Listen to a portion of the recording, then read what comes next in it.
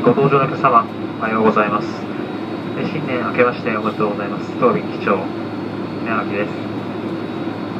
本日も ANA246 便、東京羽田空港行きご利用いただきまして誠にありがとうございます。当機は出発の準備を務め、滑走路まで参りました。現在、離陸が3番目、その間に着陸が若干入るものと予想しております。離陸までもうしばらくお待ちください。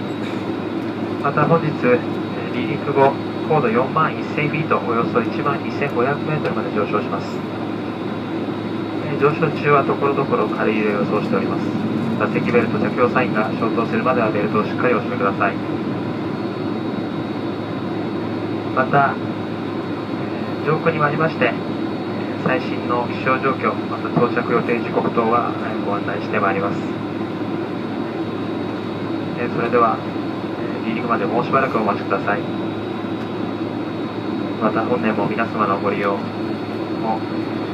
社員一同心からお待ち申し上げております。本日のご搭乗誠にありがとうございます。